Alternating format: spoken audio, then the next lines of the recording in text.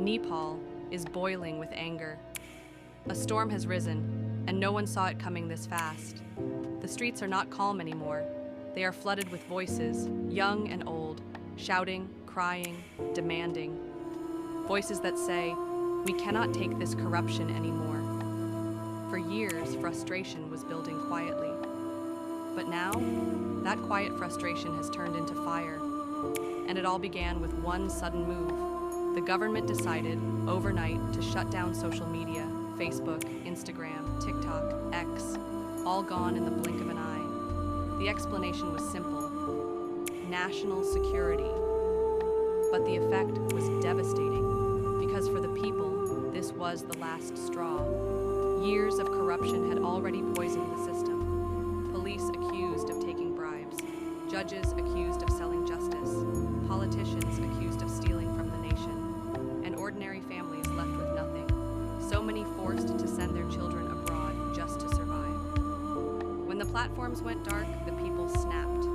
The youth poured into the streets, thousands upon thousands, and instead of listening, the government responded with force, bullets, batons, tear gas. Lives were lost, blood was spilled.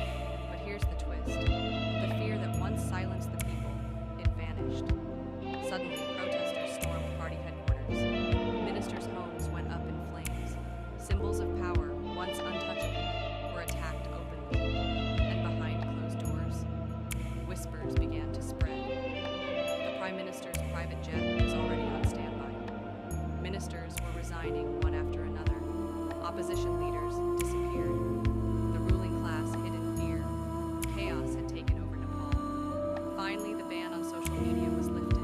But by then, it was far too late. Messages spread like wildfire. Come to the streets. Come now. And they did. A tidal wave of humanity filled the cities, shouting in one united voice: "Enough is enough. Stop stealing our taxes. Stop looting our future. We will not forgive you." This anger, it was not just political, it was personal. It was years of suffering, years of betrayal, boiling over all at once. But here is the haunting question: is this a real revolution? Or is it a trap, a carefully designed regime change? We saw it in Bangladesh. The people fought with courage, but in the end, the corrupt escaped untouched. The system remained broken, and justice never delivered.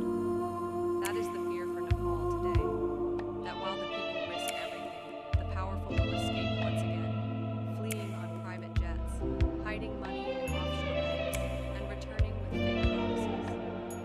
But this moment is bigger than just Nepal. The region is watching. Some say foreign hands are pulling strings.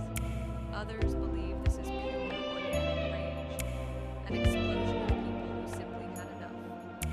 Either way, this storm could spread. Because injustice is not unique to one nation, and governments across Asia should hear the warning. People will not stay silent forever. Nepal today is not just in crisis. It is standing at a crossroads, a symbol of what happens when corruption eats away at hope. The coming weeks will decide the story. Will this be just another cycle of betrayal? Or will Nepal finally write history with true change? One thing is certain: the people have spoken, and the world is watching.